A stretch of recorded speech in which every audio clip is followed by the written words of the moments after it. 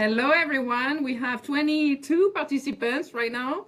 Welcome. Good afternoon. It's 3 p.m. So welcome and to our Research and Winemaking webinar series. Thanks for being with us today. So we hope you will enjoy the webinar today about micro-oxygenation and oxygen management. And we hope you will develop knowledge and learn skills to be used in your vineyard and winery. So I'm Dr. Aude Watrelot. I'm an assistant professor of enology and extension specialist in the Department of Food Science and Human Nutrition at Iowa State University. And I'm co-hosting this webinar with my friend and colleague, Drew Horton, a research specialist of enology at the University of Minnesota's Grape Breeding and Enology Project. So before we start the webinar, I have just few instructions. So the webinar is being recorded and will be available on YouTube by the end of the year.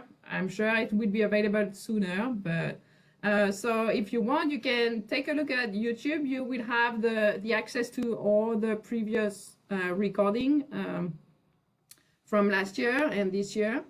Also, so during the webinar, feel free to type your questions either in the Q&A box or the chat box that you can find on the 3 dots at the bottom of your screen.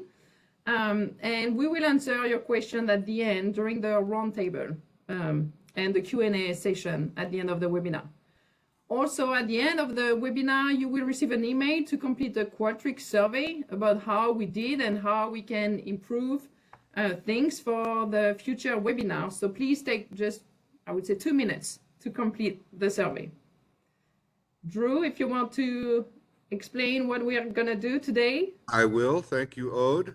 So today we're going to have 2 expert presentations, and that will be followed by a winemaker panel discussion or a roundtable on the subject of micro-oxygenation techniques, the pros and cons of micro-oxygenation, or we call it micro-ox or MOX.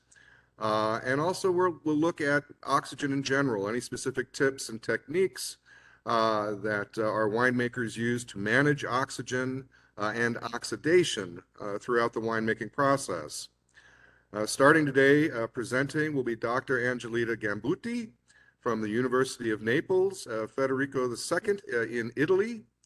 And that will be followed by Mark Cave from the AEB company. AEB is a company specializing in biotechnology, micro-oxidation, filtration equipment, various other winemaking apparatuses and techniques. So then after Mark Cave and during the panel discussion, we're going to be joined by 3 Midwest winemakers. That's Anne Zwink from Soldier Creek Winery in Iowa, Laura Delaney-Roessler Delaney from Elmaro Vineyard in Trempealeau, Wisconsin, and Jessica Youngblood from Youngblood Vineyards in Ray, Michigan. So let's go ahead and start with our first presenter today, Dr. Angelita Gambuti. So Angelita, you will be able to share your screen while I'm introducing you. Yeah. So Angelita Gambuti is an associate professor of wine chemistry and enology at the University of Naples Federico II. In 1995, she completed her master's degree in chemistry at the University of Naples Federico II, and she specialized in applied biotechnology in 2000 at the same university. From 1999 to 2001, she was employed at Taburno Winery as responsible of research and development laboratory, and in 2001, she became research assistant at the university. Since 2015, she has been an associate professor at the University of Naples Federico II. Nowadays, she is coordinator of viticulture and enology bachelor degrees of her university and president of the Italian Organization of Viticulture and Enology University courses. During her teaching and research activities, she spent several periods abroad: University of California, Davis, National University of Cuyo, Mendoza, Argentina, and University of Gulu, which is in Uganda. Her research mainly focuses on the characterization of grape and wine polyphenols and study of their evolution over time. She has a particular interest in and expertise with respect to the understanding of factors in processing, aging, and oxygen exposure affecting chromatic characteristics and astringency of red wine. She also serves as referee for international journals, and she is author and co-author of several papers published in primary research journals. So Angelita, we are ready. Okay. Whenever you Yes, thank you. Thank you, Odd, for introducing me and for this invitation. I'm very glad to be here with you. So nowadays we are speaking about oxidation management and micro-oxygenation. So we know that oxygen is one of the major reactors of wine transformation, and oxygen is a gas, is in the air, but it's not not the only gas that is in contact with wine. We know that also nitrogen, carbon dioxide are in contact with wine, but unlike nitrogen and carbon dioxide, oxygen is consumed by wine components. Is consumed in several reactions that are important for wine quality. Some of them are very detrimental for the quality of wine. This is wine, we top wine every time in a winery, but also some of them are beneficial.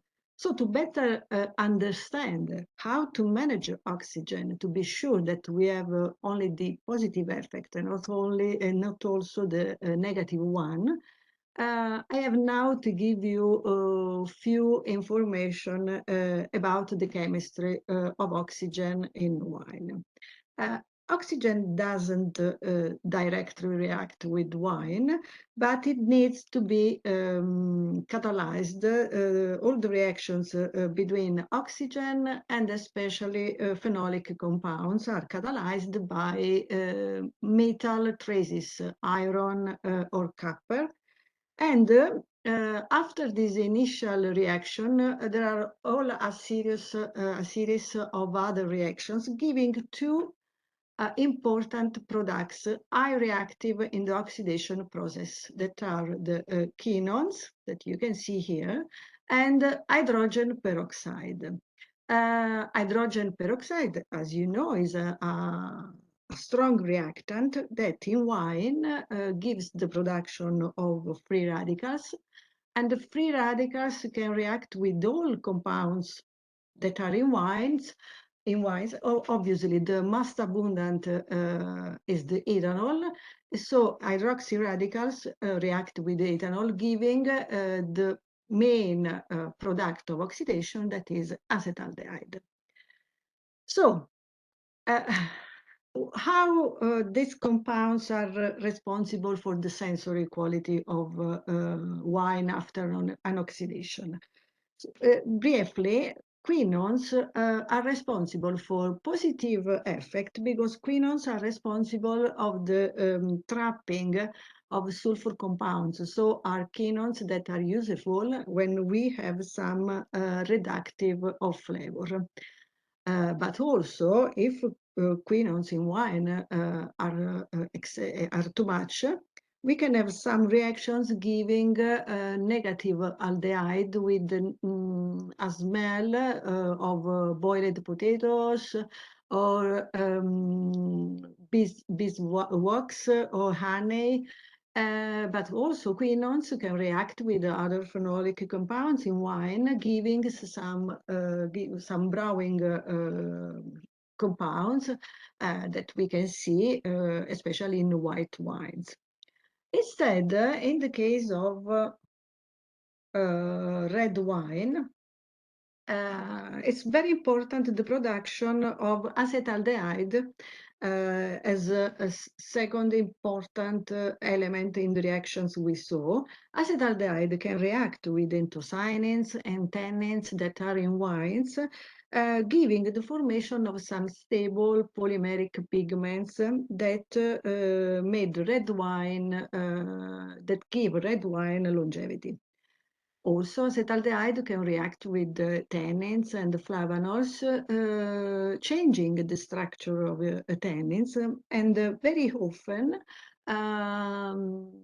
these reactions are useful to decrease the astringency of some red wines.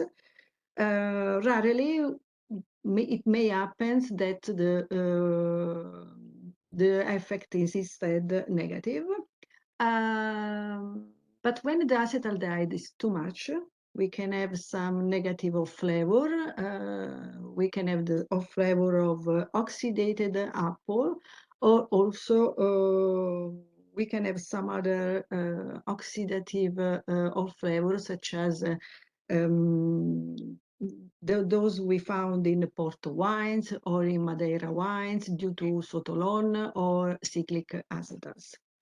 So this is briefly the chemistry of oxygen in wine, but this is only one of the reaction that oxygen can give in wine, because also, I don't know what, what happened now? Okay, because also oxygen can affect the microorganisms in wines, interacts with them. In fact, during alcoholic fermentation, we know that oxygen can increase the synthesis of sterols by yeasts. So it can help to lower the time of alcoholic fermentation, increase the alcohol tolerance of yeasts, and also, and this is very important, it can be useful to decrease the amount of reductive flavors produced by yeasts. But especially after the fermentation, oxygen can be very detrimental because it can help the survival of acetic acid bacteria and Brettanomyces. And as you know very well, these microorganisms are responsible for the phenolic of flavor and also of acetic acid, so volatile acidity. So in this case, oxygen is really, really dangerous for the wine. So, but when does oxygen come in contact with the wine? First of all, we have to understand that the concentration of oxygen in wines are different, and especially we have to consider the maximum concentration we can have, and this is the saturation concentration, that is almost 8 ppm. It depends on the kind of wine, it depends on the temperature, but usually from 6.5 to 8 ppm. And then you can see, as you can see in this slide, we have a different amount of oxygen for each phase of winemaking. During the grape crushing, pumping over, pumping, transfer from tank to tank, filtration, racking, centrifugation, tartaric stabilization. You can find the range of oxygen that usually, but it depends on how the enologist works, and but usually the amount that in every one of this phase of oxygen that you can transfer to wine are in the range that you can read in that slide.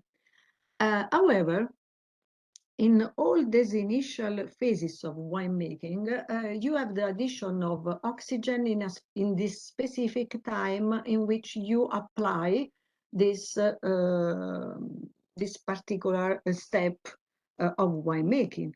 Instead, when you put wine in a barrel or when you put wine in the bottle, oxygen can be in contact with the wine, but the contact is continuous. So in this case, we have a flow of oxygen coming from the air in contact with wine. So in this case, we speak not of a concentration of oxygen dissolved in wine in a specific phase, but in this case, we speak of oxygen transfer rate, which is the rate of transfer of oxygen in this particular phase of maturation of wine. And during barrel aging, we have a transfer of oxygen passing through the wood of the barrel, Usually from 9 to 12 ppm per year, but we can have also obviously different values depending on the kind of wood, on the humidity of the wood, the thickness, the grain of the staves, and temperature. But also during bottle aging, we have the transfer of oxygen from the air to the wine. And this is the oxygen passing through the closure. In this case, the amount of oxygen are lower than in the case of barrel aging. And usually we have values between 0.5 to 3 ppm per year. So, but every winemaker knows that some red wines have a beneficial effect of barrel aging, because after barrel aging, we have an improvement of the body of the wine. Sometimes the structure is much better, the mouthfeel is better because we have less astringent tannins. But what happened in this period? That, as I told before, some oxygen is transferred to the wine. So, giving this observation, in 90s, some technicians and scientists decided to point out a system that essentially mimicked what usually happens during barrel aging. This is why and how micro-oxygenation was born. So micro-oxygenation is a technique developed to introduce oxygen into wine in a controlled manner. In this way, we can have the same effect of storage in barrel, but in less time and decreasing all the costs of buying the barrels and what else. How it can be done? Oxygen is bubbled into the wine that usually is into a stainless steel tank. And obviously, what is important, the rate of addition of oxygen. And an important element is that the rate of addition of oxygen has to be lower than the rate of consumption of oxygen. We saw that oxygen is involved in numerous reactions. If we want to do a micro-oxygenation, if we want to give oxygen to a wine, we have to be sure that oxygen is consumed by the wine, and not that if we are too fast, oxygen accumulate into the wine, rise into the tank, and reach the head space. So this is a negative effect if the rate is too high. So it's fundamental to control the rate of oxygen exposure, but we can also add oxygen to a wine, to a must. In this case, we call the practice macro-oxygenation because in this case we add a concentration higher of oxygen per each day in which we want to do this during fermentation. And we do this especially to decrease the reductive of flavor linked to particular winemaking phases. How we do this? Usually, it is applied by sparging compressed air into a must during the fermentation, and the amount of dissolved oxygen are from 4 to 8 ppm per each day of the treatment. Instead, when we consider the bottle aging, in this case, the amount of oxygen, as I told before, are lower than micro-oxygenation, and we speak of nano-oxygenation. So which are the micro-oxygenation systems that are usually used in a winery? The traditional one was done by using a diffuser made of stainless steel or ceramic, is a porous diffuser in which there is the production of bubbles, the formation, so bubbles of oxygen that rise during into the tank.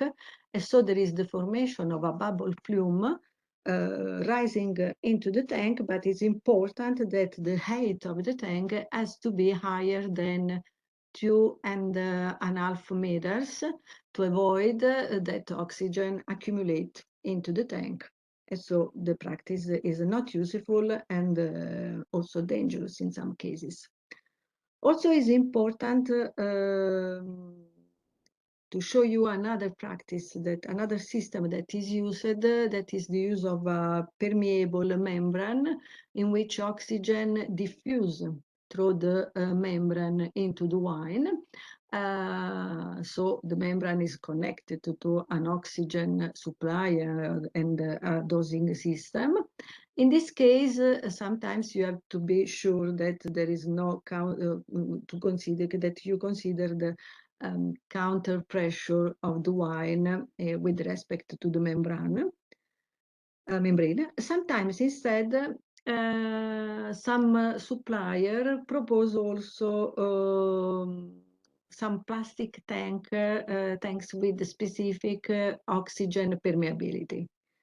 But in this case, it's difficult to control the oxygen supply, also considering the oxygen passing through the lid.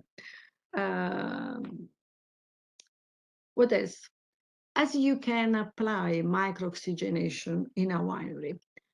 Usually, a winemaker can apply micro-oxygenation before malolactic fermentation, but in this case, you have to consider that you have a wine that is not stable.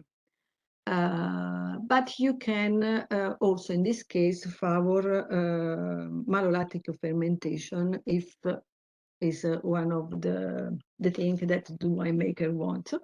Otherwise, the micro-oxygenation can be applied post-malolactic fermentation. In this case, the conditions are much more controlled. A parameter fundamental for the application of micro-oxygenation is temperature, because we are using a gas, and the solubility of gas increases when you have lower temperature. So if the temperature is too low, below 15 degrees Celsius or 59 degrees Fahrenheit, you can have the accumulation of oxygen in the wine, and also the speed of the chemical reactions of oxidation are too slow. If instead the temperature is too high, higher than 20 degrees Celsius or 69 degrees Fahrenheit, oxygen has too low solubility, so we don't have the effect we want. Another factor to consider is the turbidity of wine. To apply micro-oxygenation, is important that the turbidity is below 200 NTU. The optimal limit is below 100 NTUs. So now we know that we have some few rules to consider when we have to apply a micro-oxygenation. The first thing is to consider as well choice the dosage of the oxygen. The other thing is the height of the tank, the wine temperature, and the size of the oxygen bubbles.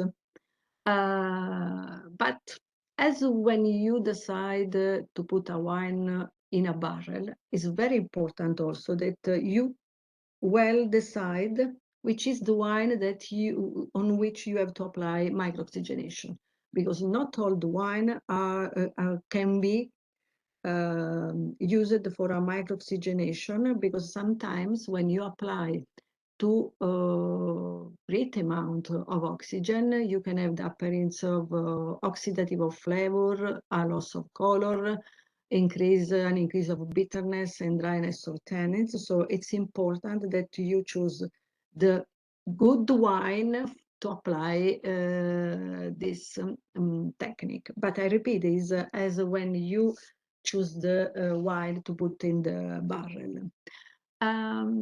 But we know that in wine there are also some antioxidants, and especially we know that usually in wine there is sulfur dioxide. So what about sulfur dioxide, but also some other antioxidant as glutathione? And what about the anthocyanin concentration, the phenolic concentration?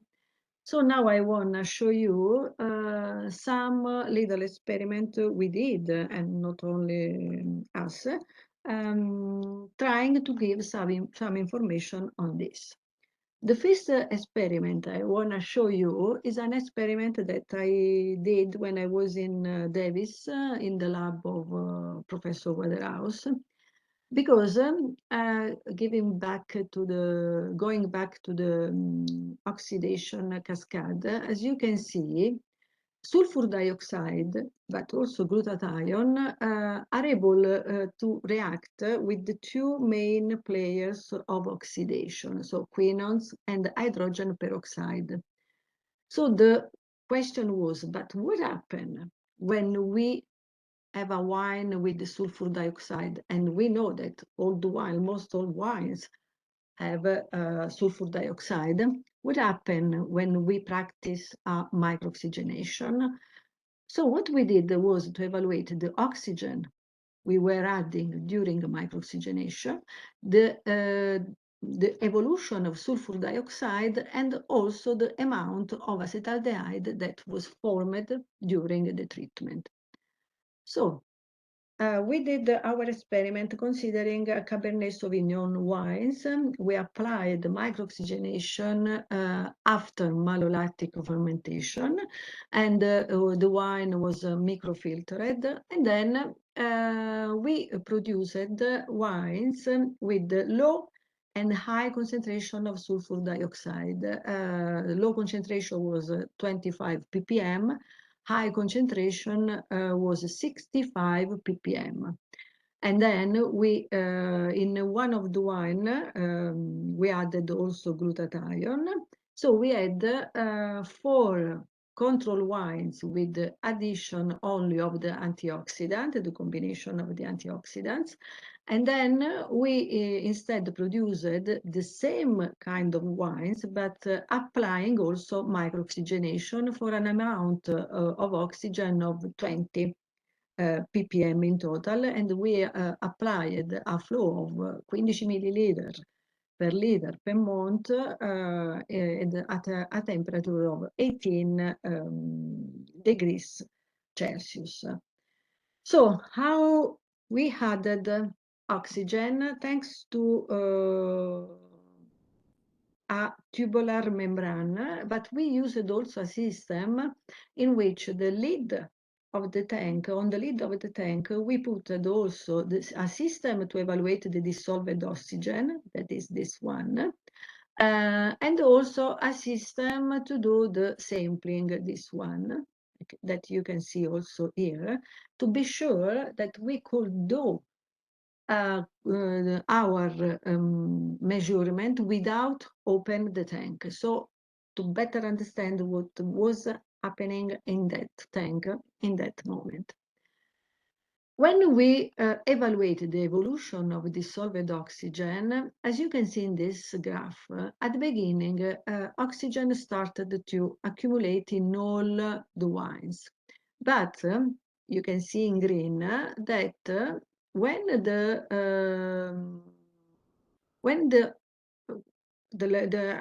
after 18 days, the amount of oxygen dramatically fall for the wine in which there was the lower concentration of sulfur dioxide.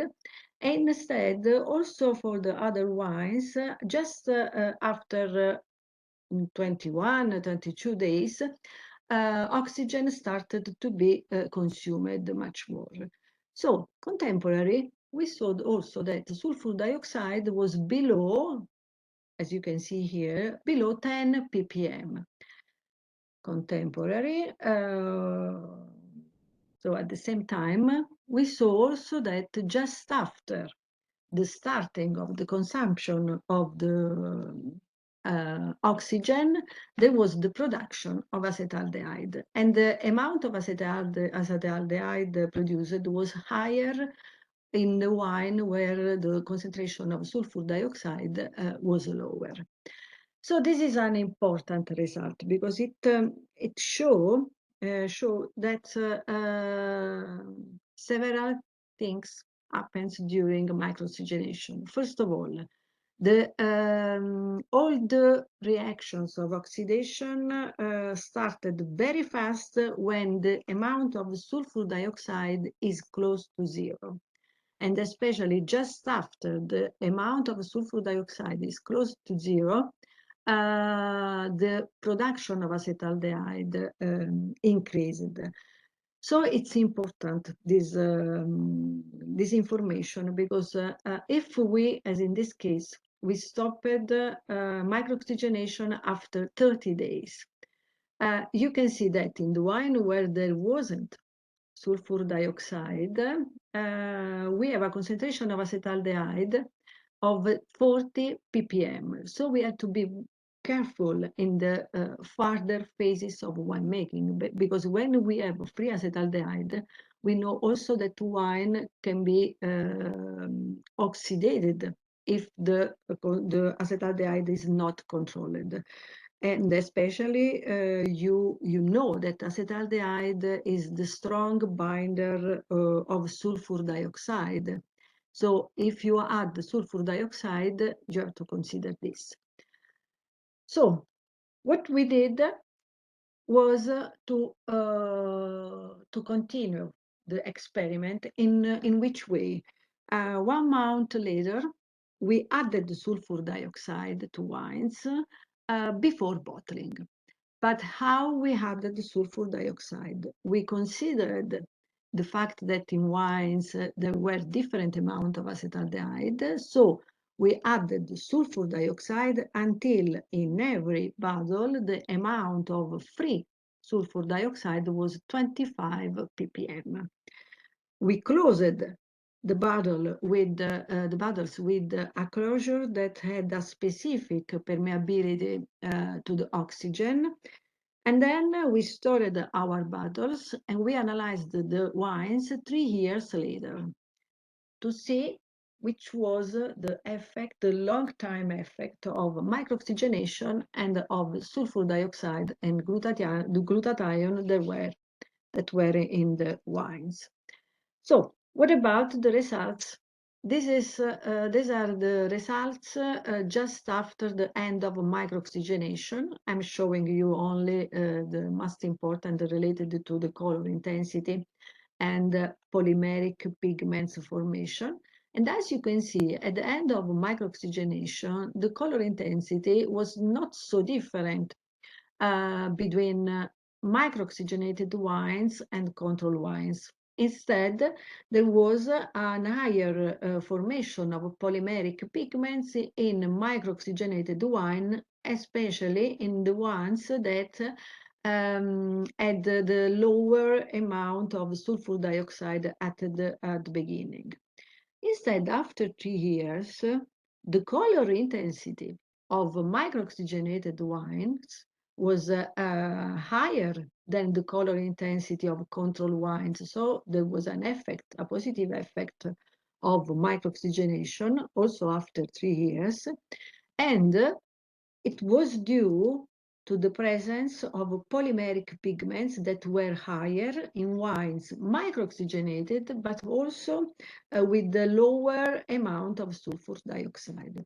So in this experiment, we showed that when we apply a micro-oxygenation, the effect is still evident after 3 years of bottle aging, but especially, in my opinion, is very important. This experiment showed that it is fundamental to add the correct amount of sulfur dioxide, considering the fact that after a micro-oxygenation, but in my opinion, this is true also after a barrel aging, you have acetaldehyde. You may have acetaldehyde, free acetaldehyde in a wine.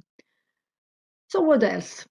We did also some other experiment to evaluate another important thing, which is the best wine on which we can apply a micro-oxygenation. So we did this experiment, the first one we see here, on a Sangiovese wines that we produced, changing the level of pressure at the end of maceration to have wines with different content of anthocyanins.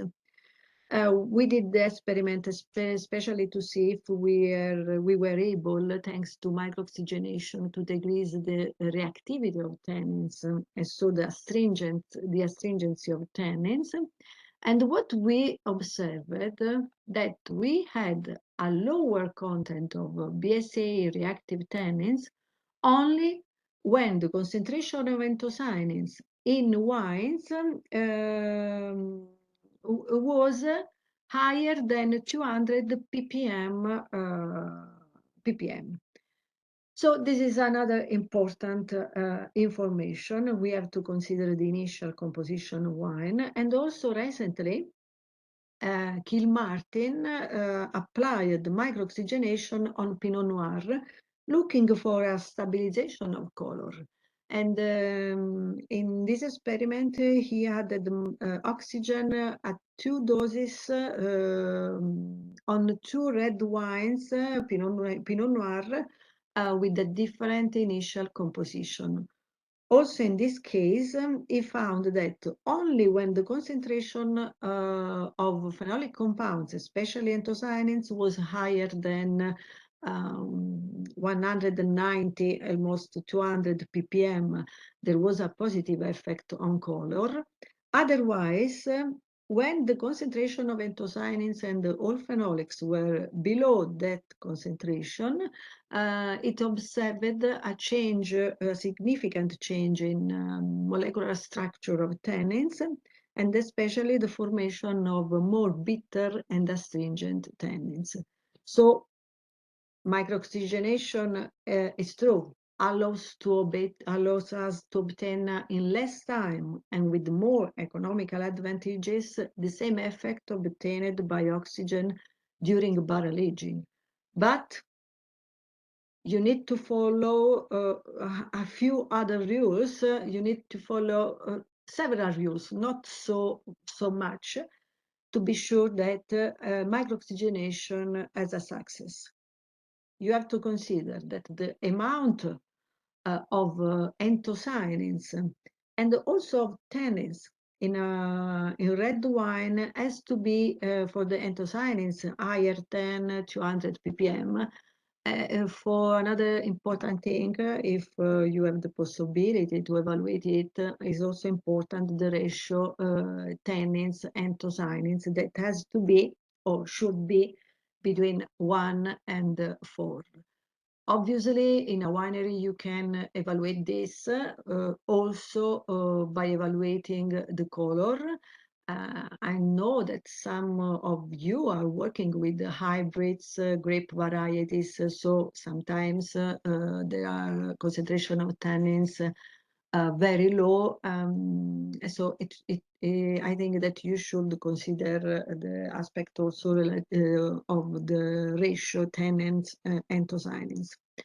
Another important thing is that when you apply micro-oxygenation, you have to consider the amount of sulfur dioxide and also glutathione, but is important the sulfur dioxide that you have into the wine, because the higher is the amount of free sulfur dioxide in the wine, the later you have the effect of micro-oxygenation, I mean, you have to add much more oxygen, or better, if you have wines with a low amount of sulfur dioxide, you have to be very careful because you know that the reactions started very soon.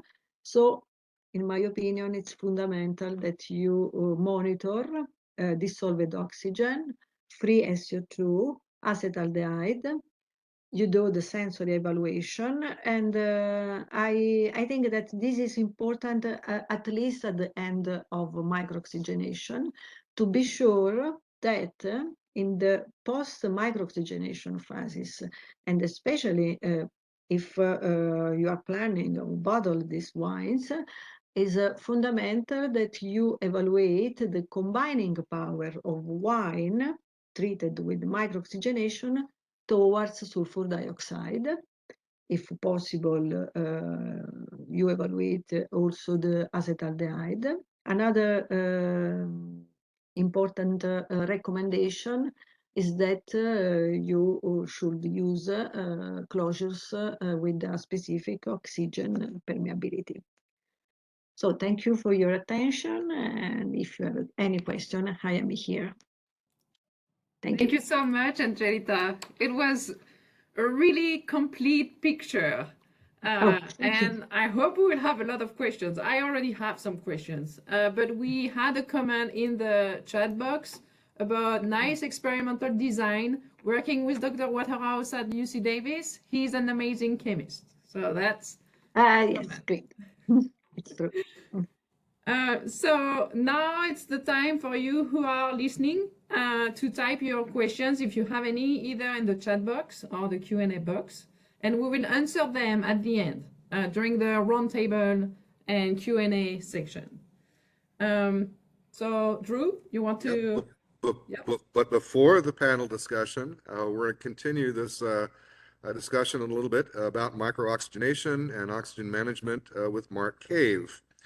And by way of introduction, Mark's first position was as a cellar master at Jekyll Vineyards in California, where he worked as a winemaker at other facilities before becoming a wine production product specialist for Inartis and then for AEB.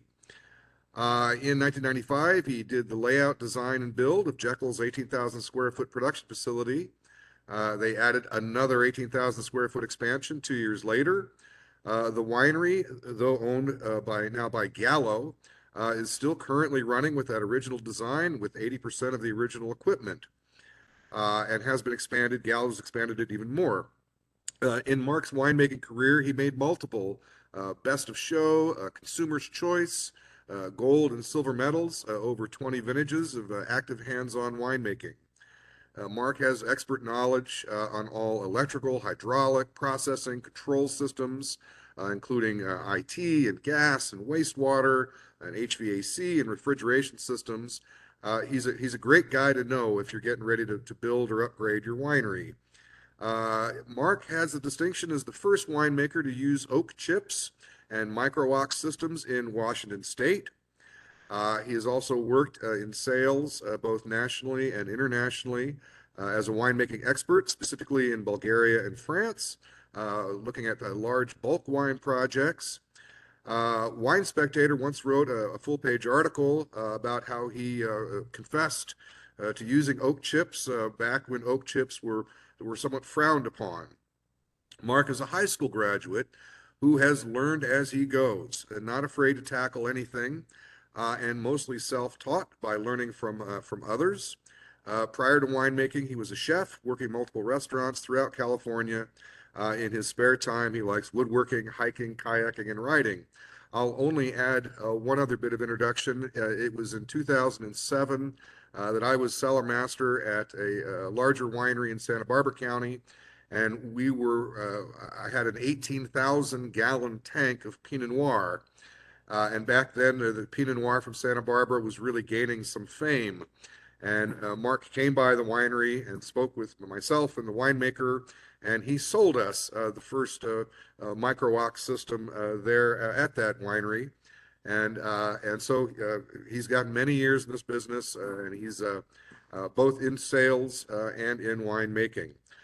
Without any further ado, Mark, let's hear from you. Wow, that's quite an introduction there. Can you share your screen, Mark? I'm getting there and I'm sharing. There we go. Good. And from the beginning. In full screen. There we go. Perfect. Thank you. All right. Probably going to repeat a lot of what Angelita said. Micro-oxygenation has been around a long time. Just some of the bullet points I'm going to go across is some of the history timeline. You can read the rest of it, past current practices, theories, charts, costs, and just a little bit about equipment. Micro-Ox been around for a long time. You can see all the way back to the Greek times where they had amphora. They were not absolute, completely closed vessels. They did breathe oxygen through those pores. They carried them around the world, obviously, in the holds of the ships. And even to this day in Croatia, on the bottom right there, you'll see some amphoras that a winery is currently trying to see the effects of storing in controlled environment underwater in clay amphoras. In current practices, top right, there's a winery in Portugal, obviously still using the clay vessels. On the bottom right is probably, whoops, went back there the wrong way. Bottom right is a current winery using stainless concrete tanks, which are also porous, and clay amphoras. And I'm not quite sure if that guy's cleaning the tank or he's drinking it, but either way, it looks like a lot of fun. Winemaking has been around a long time, but only since 1991 was the first practice of actual study done of micro-oxygenation. It was done on a Tannat grape, which is extremely tannic, and it was fairly successful. And so since 1991, the practice has evolved. Current techniques, as everybody knows, you've all done these various ones. The one I call the fire hose technique is where you pump off the bottom up over the top, getting the top wet, trying to keep acetaldehydes from developing, keep the fermentation going, breaking down the berries, trying to break open the anthocyanins for color. It has kind of evolved more over to the sprinkler technique. Two schools of thought on either one of those. Sprinkler technique is more of a more gentle approach, still oxygenating the wine. These are both called macro, and of course those help with fermentation. We've all done the splash racking, right? You know, you've got a little bit of a closed wine and you want to open it up a little bit, you splash rack it, try to blow off maybe some of those hydrogen sulfides, open up the wine, get the fermentation, get a little bit more active by adding oxygen. Again, this is macro. Over the course of the years, people have kind of evolved into adding Venturi systems of various sorts on the outlet side of the pump when they're doing pump overs. The top right is one where you put a valve in the top and the air goes in and kind of macro regulate that. Or you can use a larger pore size sparger tube on the top right and put it inside of a tube and inject air into it as you're setting through the wine. Again, these are both macro still. The advantages of micro-oxygenation, obviously, for most sense and purposes, is polymerization of anthocyanins and tannins. That's where you get your color stability. You're going to elimination of reduced components, leaves, and vegetative aromas. You're going to get rid of, you know, maybe some of those pyrazines, maybe some of those hydrogen sulfides, any off flavors by blowing it off that way. And of course, the main thing is to take the short chain tannins and tying them into the long chain tannins, which are softer. So you're going to soften rounding more of the harsh tannins. The macro side of things, you're going to look at, come on, there we go. Improvement of fermentation dynamics. That's a given. Most people know that. Again, getting rid of those sulfate compounds, prevention and control. You're going to improvement of fruity aromas because you're going to open up the wine as you're doing this. This is now getting a little bit toward the micro end of things. And then there's the improvement of color stabilization. And of course, last but not least, is the improvement of tannin polymerizations through micro-oxygenation. Some of the oxygen usages, top two of the 20 and 30%, you're looking at reduction of aromas and fermentation. Those are probably the main ones. A little bit of color stability, technical evaluation. For the most part, that's what that is. Angelita went into this a lot more detail than I am. The theory of it is when you're oxygenating wines, you're developing ethanol bridges. Those are the aldehydes. Those aldehydes need to be bound up. You bind them up by adding logic tannins like tannic. This replicates what basically happens in an oak barrel. Especially important is you have to throw in some proanthocyanins to bind these aldehydes before they bring the wine into too far of the process. before it starts oxidizing, make it smell too much like port. So, excuse me, we got some stuff going in the background in here in the winery. Grape tannins, proanthocyanins in general will bind these aldehydes. So you want to make sure you link them and polymerize them into longer chains. The more stable you can get those, the more stable the wine's going to be. And so by micro-oxygenation, you're going to need to add more structure, the grape tannins, to absorb these aldehydes and to not risk the oxidation of the wine. You add grape tannins like proton rhizome, which is a grape skin, or proton pepin, grape seeds. Again, ellagic or proanthocyanins are needed during that process. As Angelina said, there's an optimum temperature between 59 and 68 degrees. And the reason is, you can see from the chart that at the lower temperature, the reactions are slower. The oxygen builds up in the wine, and then as it warms up, the oxygen will blow up, and you'll taste an oxidized wine. So you don't want to get it too cold of a temperature. Again, on the higher temperature, the reactions are too fast, and so it'll blow past your target goal. So when we add oxygen, we want to measure it by weight, not by volume. The difference was back in the old days, the first oxygen meters that came out, they were basically pressure gauges where oxygen went through a pressure gauge, through a diffuser into the tank, and you went in between 5 and 8 psi. Well, the problem with that is the gas cylinder pressure changes. You start off with 50 square meters of gas in a tank at 200 psi. Even at 1.5 psi, you still have 50 square meters of gas in there, but because of the pressure changes, you're not getting an even flow into your tank. Atmospheric pressure, you're going to have a storm come through. You're going to go from a high pressure system to a low pressure system. You know, it always worked great when we're doing alcohols. You know, the ubiometer, you boil water on a low pressure day, and you get lower. Oh no, on a high pressure day, you get lower alcohols. And of course, you'd always tell TTB that. Well, the same thing holds true with gas. The atmospheric pressure will make that difference. Your tank back pressure, how high the tank is, how much wine's in there, is going to make a difference. Your sparger back pressure, as the sparger starts plugging up, or the temperature of the tank changes, and again, the temperature of the wine temp. So management tools for oxygenation, one thing you want to do is frequent organoleptic analysis, just like Angelita said. My practice is don't taste every day, taste every 3 days. You're not going to see a big change 1 day, 2 day, 3 day. It's going to be every 3 days you're going to notice a difference. So you don't want to taste it every day. You want to wait, 2 to 3 days to taste. It's not going to happen overnight. Most people are afraid that micro-oxygenation is going to destroy it, or it's going to blow way past their parameters. It takes time. It takes time. So just be patient. Of course, you want to do the chemical analysis, the microbiological control for Brett, Pediococcus, Lactobacillus. Watch your pH, free SO2, as Angelita said. Your VAs are very important, volatile acidity. This is a chance where volatile acidities can really take off. And if you can change up, there's now a tool you can use called a chitosan, where you can use less SO2, add the chitosan, and that will help keep your volatile acidities down. And of course, every winery should also have a dissolved oxygen meter, DO meter. That's a standard tool you have year round. Very important tool to have on hand to be able to measure that dissolved oxygen, make sure you're not going past your control point. Your goals here, you want to provide oxygen to the mature wines. You want to manage the evolution of wine with a precise dose. That's the key thing here, is that you're measuring in a precise dose. Adapt the dose to the kind of wine you want to produce. You want a big red, a soft red, a light red, even a white wine if you want to open it up. And you can tell from the typical doses, these are very small. They're 0.5 milligrams per liter per month.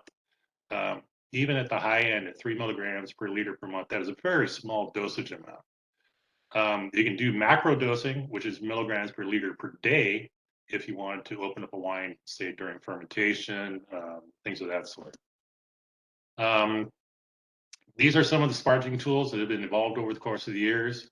The number 1 and 2 discs there are exactly that. They're called discs.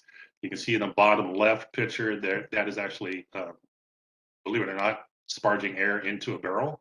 I had a couple clients try that a couple times and liked the results.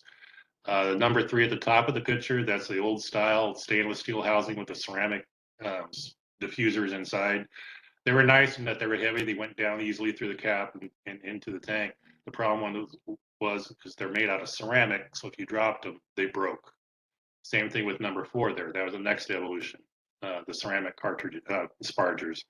Number 5 is now the stainless steel spargers, pretty much standardized. You can see it in the left picture there, the air bubbles blowing off. You actually technically shouldn't be able to see those bubbles, but that's a picture taken for publicity purposes, obviously. 6 and 7 in the sparger picture are just different permeable membranes, not very well controlled. The bottom one is what we call a racking valve sparger. You can, instead of going through the top of the tank, you can go through a 2-inch ball valve and insert this basically out into the middle of the tank, the sparging unit, and then you can sparge from your racking valve, and that way you can move it from tank to tank to tank. It's a little bit more expensive, but it's easier to move around. And these are the outputs typically in a service board. You can see them on the left. They're ganged up. You can see 4 of them there. Top right is actually the block. There's a brass block with all kinds of chambers and measurements inside with the circuit board measuring everything. If you're going to use micro-oxygenation, use just regular welder's oxygen. Don't get medical grade. And the reason is that medical grade oxygen has moisture in it, because when they're trying to give it to the EMTs are giving you oxygen in a hospital or in some accident or whatever, you need that moisture to keep your throat from drying out. But in our case, we want dry oxygen. You get moisture and any of those little chambers in that brass block, they start corroding, and then you fail and you have to replace the box. Because you're measuring in milligrams per liter, again, weight per liter, you need to know the exact quantity of gas injected. So you're measuring the pressure of the gas at the input, the temperature of the gas input, the back pressure at the output. Same thing as it's leaving. Every time it's going out, it's measuring that in 1,000 times a second, literally. It's measuring these things and making corrections for it, and all done through great science of computers. This is kind of the typical setup. Top left is a single output. You can see the white hose. That's the oxygen hose. The black hose is your temperature gauge. The sparger's out on the bottom there. This is a single output. You can move this around, portable throughout the cellar, tank by tank. The top right is a typical 5 output. They go up to 15 outputs, so you can put 15 tanks on one box and run hosing all over the cellar. Big operations, I put one of these in years ago, 120 tanks. 5 output in various places throughout the cellar, run through communications back into the cellar master's office where he ran everything off the computer. It was it's pretty cool. Typical costs are about $3,500 for a single output to $32,000 for a 15, and they go up from there. Cost-wise, you can really take a look at what the cost is. If you want to get something in kind of a mid-range, you still want to keep your private reserve program, your high-end wines, you can still keep those. But if you want to augment it with something that's more cost-effective, you can see that oak chips and oak powder added during micro-oxygenation will definitely cut your costs quite a bit, and you'll get close to the same as a French oak and American oak barrel aged. You can get pretty darn close, trust me. That's about all I have. Winemaking is supposed to be fun, so let's make it fun. And I've been at it a long time, and I'm still having fun. Even though I'm on the sales side, I get to go visit a lot of wineries, talk to the winemakers, and share what I know, and they share with me what they know, and it's a great business. So thank you. Thank you, Mark, very much. It was great to see photos of all that equipment. Let me just pull up my my notes. So now we're ready for the panel discussion. And as Ode mentioned earlier, we're now going to be joined by our 3 winemakers: Anne Zwink from Soldier Creek Winery in Iowa, Laura Delaney-Roessler from Elmaro Vineyard in Wisconsin, and Jessica Youngblood from Youngblood Vineyards in Michigan. And I'll just say we're fortunate to have all of you and have so many experienced winemakers here to discuss the subject of micro-oxygenation and overall oxygen management. Ode, do we have any questions posted? Yes, we do. So maybe before answering the question, so that would be to everybody, but if you can introduce yourself before answering the question, that would be great, just to make sure people know who you are and what you're doing. So one of the question is, would there be any benefit to micro-oxygenation a young white wine prior to bottling under screw cap if it's slightly reductive and high in dissolved oxygen, probably? Most people rumble the tank with nitrogen to reduce dissolved oxygen and add copper sulfate to counter the reduction. So there are two different questions, but I would say the first question, and that's one of the questions I have. So first, did any of you use micro-oxygenation in your winery? And did you apply that into a white wine? Anne, you were saying. Oh, Laura, Sure. Laura. I have not used micro-oxidation in oxygenation in my winemaking, but I feel like my mind is a little bit blown here. This is fascinating. I do have the same question though. I guess maybe to build on the same question, would you fix reduction problems first and then oxygenate to mature, or would you mature first and then fix reduction by sparging with nitrogen? So that's probably a question for you, Angelita. Yes, so in my opinion, it's much better to fix the problem of reductive problems with the macro-oxygenation and then sparge with nitrogen before bottling, in my opinion. Because otherwise you may have problems later in the bottle. Thank you. Laura, you wanted to mention that you used it or you want to use it? I've done a little bit more research in the fact that kind of our Chardonnay style whites, that we've noticed the extreme amount of petrol showing up several years after we were comparing in our library on our screw caps, and that to reduce that using cork, going back to cork in some of them to keep it safer and to make it more, because it's becoming overpowering in a lot of our Chardonnay styles, and especially the ones that are not oaked right now. So that we do sparge with nitrogen, we do not sparge, and I think that flow rate is that big scary problem that I'm going, ooh, that really sounds tempting, but yes, that would be something to take care of. So Laura, can you explain a little bit what varieties you process and yeah, with our winery? we do everything, yeah, from a lot of Elmer Swenson and University of Minnesota hybrids. We do St. Pepin in a very Chardonnay style. We do it through malolactic fermentation in an oak ferment and oak age it, and then we also do it in a stainless steel version, just to kind of compare and contrast the new age to the old age Chardonnay style. And then we are doing Marquette, Verona, Chambourcin, all in American and French oak. Thank you. Angelita, do you want to say something? No, yes. I think that when you have white wines as a Chardonnay, we have also some white wines in Campania region that are that they don't benefit of closures with too low oxygen permeability. Very often, we did an experiment, and we were really surprised that after 6 months, we observed a great reduction in some of them. So it depends on the grape variety, and I think if Chardonnay is made in barrels in Bourgogne, is because I think the oxygen is not an enemy, a complete enemy for Chardonnay grape variety. Thank you. Jessica, have you been using micro-oxygenation?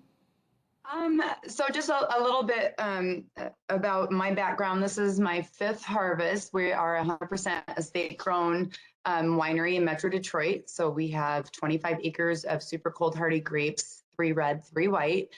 We have Frontenac, Marquette, and Petit Pearl for reds. For whites, we have Itasca, Prairie Star, and Frontenac Blanc. All of our whites are all of our stainless steel tanks are variable capacity, so I don't use any nitrogen. Everything that we use is CO2, just blanketed CO2 as we're racking back and forth. So we're really careful about introducing any oxygen. Our reds, we use neutral French oak barrels. So those are coming from California. We use the barrel broker. I'm sure a lot of you guys do too. If you're using any of the neutral oak, we do not use any new oak. We'd like to experiment with it at some point, and we just haven't yet. Right now, all of our Marquette is always aged in neutral French oak. And that's for about 6 months before we bottle. We're under 3,000 cases, so I don't have really any vintages before 2021. We've sold all of it, so I don't have a whole lot of experimenting. Basically, I don't know, other than some bench trials, some verticals that we've done with our previous vintages. Again, we're new. We have 5 vintages under us. Petit Pearl also goes through micro-oxygenation in French oak, the neutral French oak barrels as well. And Frontenac, we found it just tastes better in stainless steel. So we did experiment our first year with a little bit of neutral oak and just didn't like the flavors as much. So we've just kept that in stainless steel. And again, all of our stainless steel are variable capacity. We're pretty basic with our winemaking skills, not a lot of sophisticated equipment here, and really work hard to mitigate any oxidized wines. That's a great transition for the question we have. So how frequently would you recommend checking the parameters like dissolved oxygen, free SO2, acetaldehyde, and organoleptic properties when applying micro-oxygenation? But even though you're not applying micro-ox, how frequently would you say you check all those parameters? So I keep all of our barrels topped off all the time. We're checking our SO2s about every 2 weeks on all of our wines until we bottle for those 6 months. So it is a pain in the butt. It is dealing with gaskets. You know, it is, I don't have tasting ports on everything. But some of I have 6 of those 4,900 liter variable capacity tanks. I think they go up as high as 10,000 liters. So I think that's probably what we're going to have to move to this year with the harvest that we had, you know, after we pull everything out of barrels. But keeping barrels topped off is really critical. Like I said, it's a pain when you've got 40 or 50 barrels, but it's really critical, and checking those SO2 levels are really, really important, and tasting through everything. So that's how we do it. Thank you. Do you also try to check the dissolved oxygen? Do you have a meter for that, or not really? I do not have a meter for that. Okay, thanks. Anne, would you say how frequently do you check the different parameters? Free SO2, I'm sure you top up everything. Dissolved oxygen, do you measure that? Oh, you're mute. You're on mute. Thank you. This is slightly embarrassing. I have a dissolved oxygen meter in my lab, and I've literally never used it because I feel so strongly about sparging with nitrogen that I feel confident that my oxygen is low. That's why I think that's half of why this webinar is blowing my mind a little bit, because I've never considered using micro-oxygenation in our Midwest varieties at all. Just because, you know, our goal at our winery is high aromatic whites, and our reds are such low tannin that I've never considered needing to soften the tannins. So I will say that I don't test for dissolved oxygen ever, even though I have a DO meter. Mm-hmm. But I think, and I agree, we have so low tannin and so high anthocyanin concentration in our red grapes that's challenging to know exactly how will be the benefits of micro-oxygenation. But at the same time, if that's used on white wines, why not using that to manage H2S or just oxidation? And using a dissolved oxygen meter can help in managing oxidation. Yeah, thank you. Very good point. Laura, how frequently do you evaluate dissolved oxygen, if you do, or just SO2, free SO2 amount in your wines? I am in the same boat. I have a DO meter and I've never used it. We do use the CO2 blanket on things whenever we're mixing or anything else. And then we do watch dissolved CO2 a lot, and then we sparred with nitrogen. And we keep everything very cold. Chilled wise, we keep our barrel room at 48 degrees and very high humidity, like 80% humidity. And that has changed our Marquette flavors enormously. So it wasn't a dissolved oxygen thing, but I am in the same boat that, my background's in biochemistry, so I should be using that meter. But we watch our sulfites a lot at the beginning. Like we test them, after that first dose, after 3 days, and then after 7, and then when it starts leveling out, we bring it up to a 1 month. And we're doing those high aromatic whites that we're bottling. We just bottled our first Edelweiss vintage 2 weeks ago, and we harvested it on the 18th of August. And then we have Tannat. We actually do a Tannat blend that we bring in from California that is, it's very tannic, but people find it extremely the other end of the spectrum and very refreshing after having Frontenac and Marquette. Good. Thank you so much. Mark, would you have any recommendation about the frequency of checking the parameters when winemakers apply micro-oxygenation? So you talked about the sensory that should be checked every 3 days. Would you have any recommendation of timing for the others? Or like the VA, pH, SO2, that I go with the 2-week SO2 program. Obviously, that's a pretty good parameter to go with. VAs are kind of nobody likes running VAs. They take time and they're a pain. But I would say at least run those also every 2 weeks. When you run your SO2s, run your VAs, and then you can get a better handle on what's happening out in the cellar. That way, the best, of course, old school here. I've been at this a long time. Not that long. I'm not going to age myself that old, but definitely didn't have those tools back in the day. And tasting was the main program. You go through in the morning, you go through in the afternoon during fermentations, every day, day in and day out until you're done, and then you go tasting every 2 weeks, and then once a month. But that, to me, if you have any sort of palate, that's definitely the best way to go about it. VAs to me are very important, though. You got to catch those early. If you don't catch them early, you're playing what I call doctor, and nobody likes doing that. Mm-hmm. True. I agree with that. You do need to check your fermentations.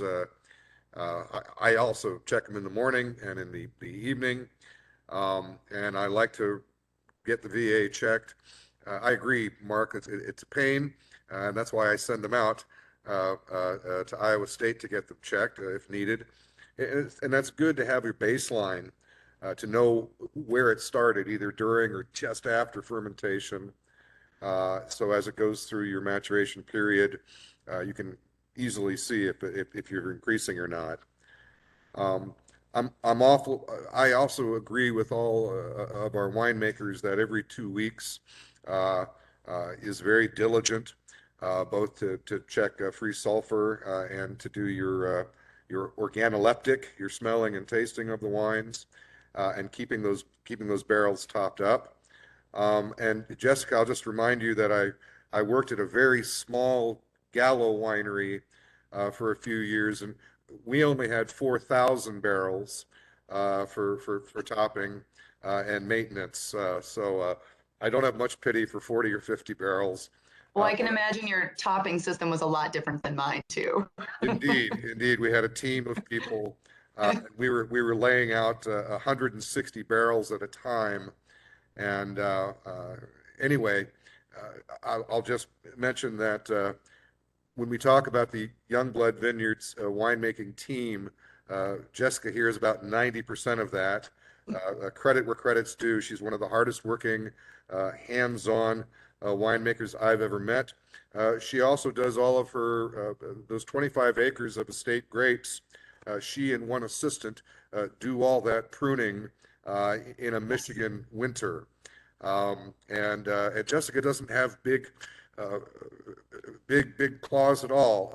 She's a diminutive type, but nonetheless, she puts her head down and is unafraid to take on the heavy work herself. I say that about all the winemakers on this panel. They're some of my favorite wines, and very diligent, hardworking people. Thanks, Drew. Yeah, thank you very much.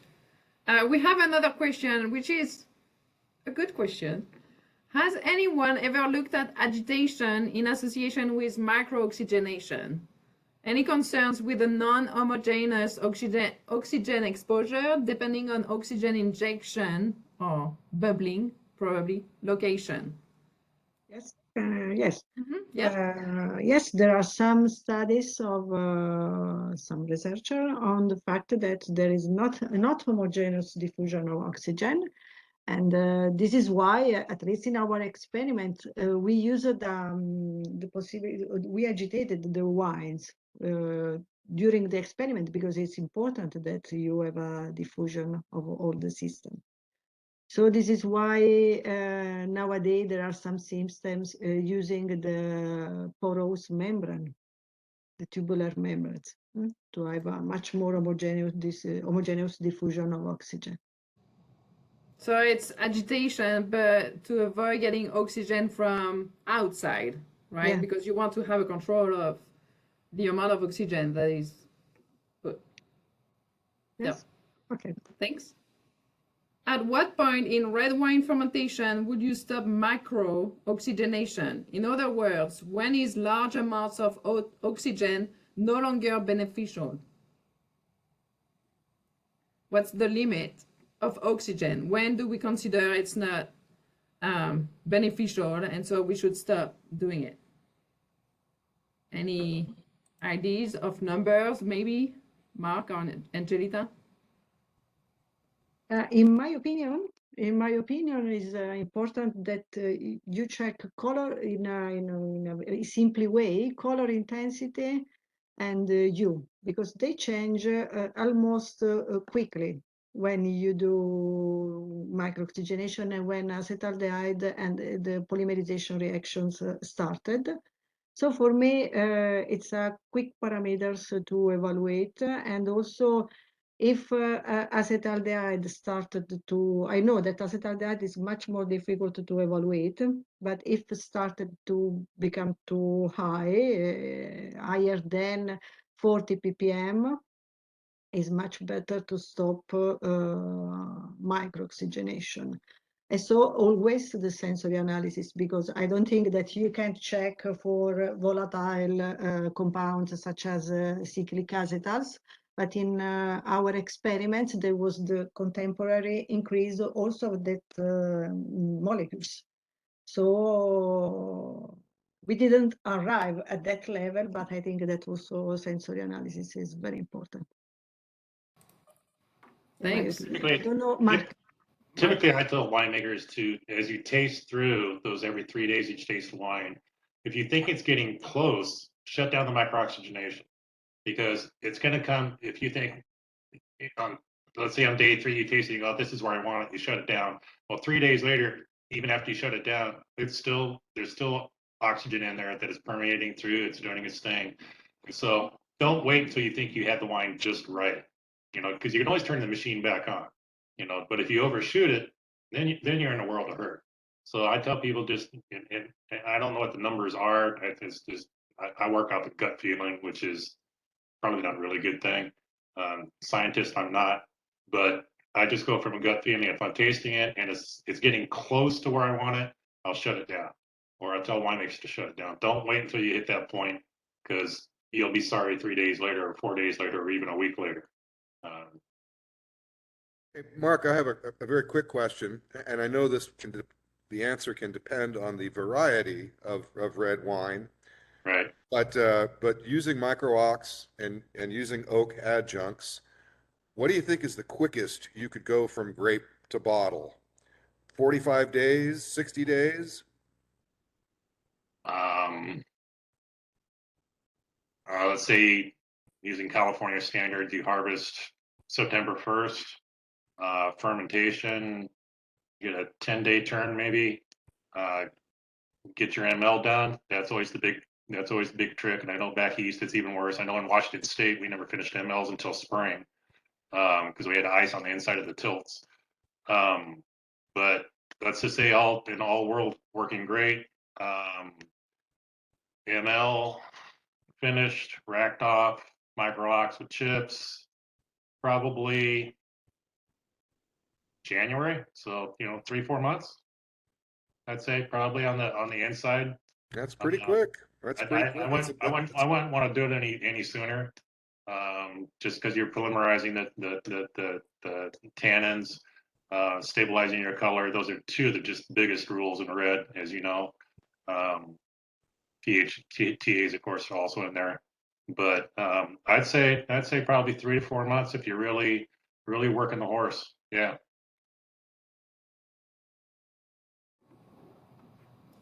Good. Thank you. I don't see any other question for the moment, but please use the chat box or the Q&A box if you have any. Does any one of you panelists have a question? Mark, you were talking about calling doctor when you hit that point, because what do you do next if you do get to that? Yeah, that's a good question. If you do go past it, if you do blow past it. Like yeah.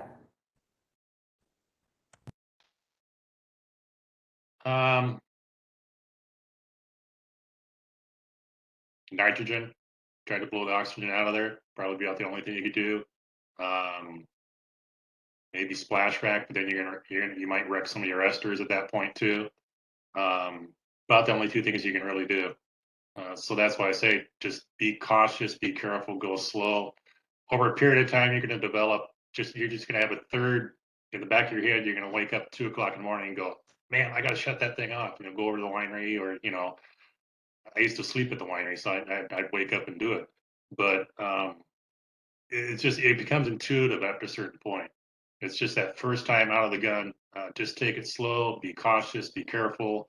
You can't really mess it up. I mean, it's just you're dealing with milligrams per liter per month. If you go in at a low dose rate of 0.5 to 0.8 milligrams per liter per month, you'd be hard pressed unless you all of a sudden just decide to take a vacation to Bermuda for 2 weeks, or something. It would be very difficult to do that. It'd be more along the terms if you're up there around 1 to 3 milligrams per liter a month, or if you're trying to do a short-term program, the milligrams per liter per day, which some people do. They'll do 2-3 days, milligrams per liter per day. They'll hold off 2 weeks. They'll come back with a couple of macro doses, 2-3 days, back off, and come back in that way. Those are the people that kind of develop more of a sixth sense about how it works. But otherwise, if you're going in at that 0.2, 0.5, 0.8 milligrams per liter per month, that's a very, very, very tiny amount. And so you're going to see the results before. I mean, winemakers are winemakers. They're nervous enough as they are, right? We all go home, oh geez, did I get that fermentation right? Did I add that right amount of SO2? I got grapes coming in. Do I have enough crew on staff? Did I sanitize? Oh, did I order that? That type of thing. And those are the phone calls I'm getting right now, because everybody's worn out, they're tired, and they're not thinking right. And so it's kind of the fun part of my job is to help out this time of year. But I do remember those many, many, many harvests of waking up and just freaking out. But with micro-oxygenation, you're in the latter part of the year. Typically, most of your wines are already fermented. They're done. They're almost all in bed. So it's a pretty quiet time. So you have time to think and analyze and taste, and unless you're in a big winery and the marketing department wants to take you out for a Christmas run around the United States. That's not all that much fun either. Trust me. So I hope that answered your question. I'll just say I've also woken up at 3 o'clock in the morning wondering if I remember to shut the door on the top of the tank, or God, did I really close that sampling valve as I was leaving the winery at 10 o'clock at night. I actually worked at a winery. We had an alarm system, and I came in working during harvest, and the owner came in and said, "What were you doing in here at 3 o'clock in the morning?" He was upset with me. He thought I was, doing something nefarious, and I had to explain to him that I couldn't sleep. I was worried about this tank. I just wanted to make sure it was properly closed. I don't think he believed me, but that was the honest truth. So I see some other hands being raised, other sleepless winemakers in the middle of harvest. I think we all get that time back at some point. Ode, are there any other questions at all? Just one last question, but I think it was answered during the presentation, which is associated to the risk and the challenges when you increase the dose rates of oxygen. So if you speed up the process, how would be the risk? All right. Yes. All right. Well, we've covered that, I think. Mm-hmm. We've only got a few minutes left. Ode, should we call it a good webinar, or is there any other? It was a good webinar. and an international webinar and a multi-state webinar, and Exactly. Ode, this is all. Yeah. I always worry about these events. Are we going to have enough interest?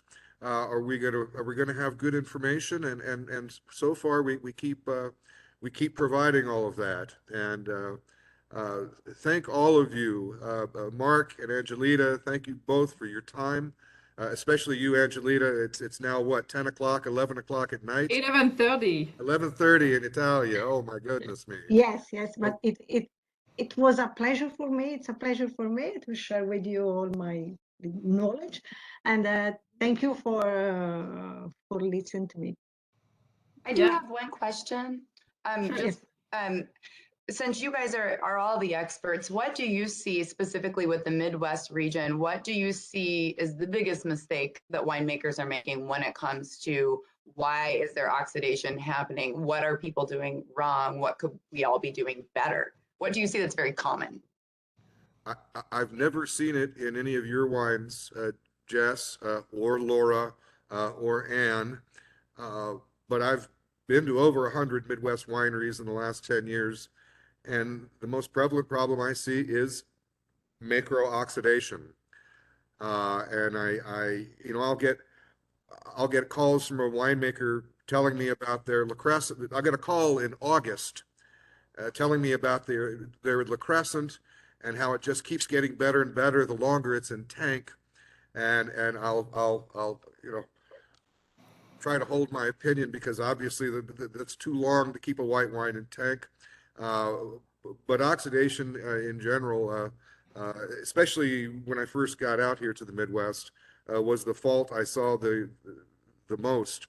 And so it's just, there's a mythology among newer winemakers that maturation is always good, and the longer the maturation, the better. And of course, we all know that's not the case.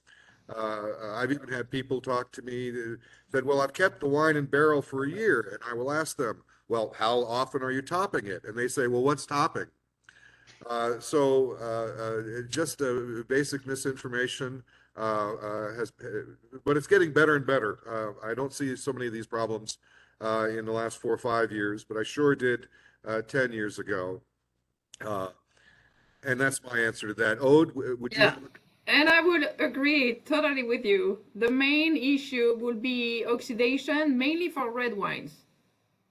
And so that's probably because the use of SO2 is not well understood for the moment.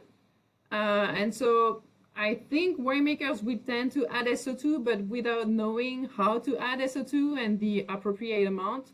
So the rationale behind the use of SO2 is not understood very well for the moment. Yeah, and really mainly on red wines, and that's most probably because we don't have the same chemistry as in a Vitis vinifera red wine. So we don't have enough tannin, and so how can we bring those to avoid getting too much oxidation? I agree with you, and I always make the point that there's still no winemaker on the planet who's been working with Marquette for over 20 years, because Marquette was only released in 2006. Now, of course, the folks in the Rhone Valley have been working with Syrah for 2,000 years. Of course, some of the varieties in Italy, they've been working with Sangiovese even longer than that. So they know very well what the wine, how to make the best wine and how to preserve the quality. So we still have a lot to learn, and sometimes it's not our fault. It's just that these are new grapes, these are new wines that there's hardly a generation of winemakers who's been working with them, but we are learning quickly. Of course, Aude, you and I are fortunate in that we get to do experimental work with these new grapes, and those results of our experimental work are hopefully forthcoming. Yes. I see it's 4:30. Yeah, it's time. I've got to do some punch I'll just chime in one thing here. Sure. Back when I was up in Washington State, we were one of 12 wineries at the time.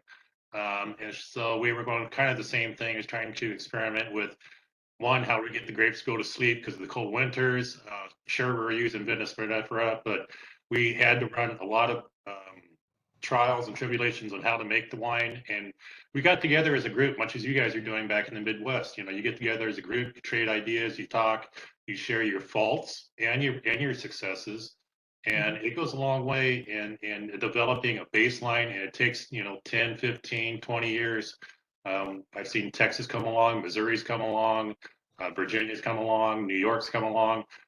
It just takes time and effort, and just keep experimenting, keep trying stuff. Don't be afraid to maybe do a different kind of crop loop, do a different kind of fermentation.